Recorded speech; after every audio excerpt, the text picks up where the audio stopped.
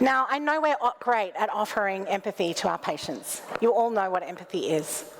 But sometimes we're not great at offering empathy to ourselves, which we talked about, self-care and self-compassion, but also to each other. And I'm just going to tell you a little story about empathy, just to help us unpack what empathy is. So I've got two little girls. Their names are Arabella and Lucy. They're 9 and 5. And Lucy's my 5-year-old. She's got this big, kind heart, and she always wants to make sure that everyone feels loved.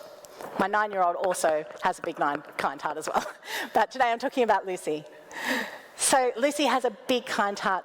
So we had this black, fluffy cat, the neighbourhood cat, that was coming to visit us at our house.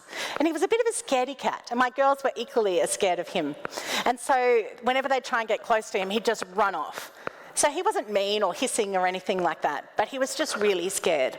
So one day I saw Mr. Fuddles was on the front porch, and we called him Mr. Fuddles. We didn't know his real name, but we called him that after a children's book that we'd been reading together called Mr. Fuddles, about this neighbourhood cat that went out on adventures in the neighbourhood. And so we saw Mr. Fuddles on the front porch. And then I saw Lucy rummaging through her dress-up box. I'm like, "What are you doing, darling?" She's like, "I'm looking for my cat costume, so Mr. Fuddles will think that I'm a cat." And so off she goes with her black cat mask and her fluffy black tail, and she seriously thought that Mr. Fuddles thought that she was a cat, right? I don't know if you can see Mr. Fuddles' face there. He's looking at me like, "What is going on," right?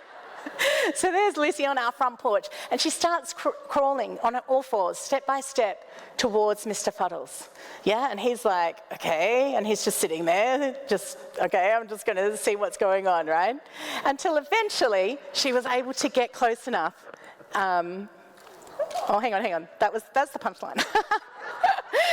And eventually she was able to get close enough so that she could get close to Mr. Fuddles. Well, I've already given the punchline away, haven't I? This is Lucy just 2 weeks later with Mr. Fuddles. Of course, then after that, he took over our house. He'd spend days curled up in a ball when the big storms were on underneath our bed.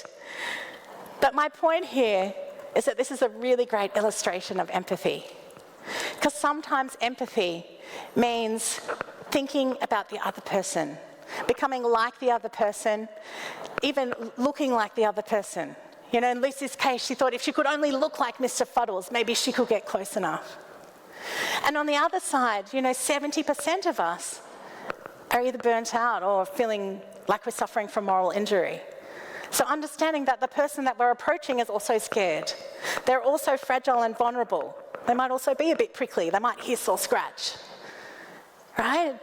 But by using empathy and listening in a non-judgmental way, we can actually get closer and closer and closer to the people that we're trying to care for.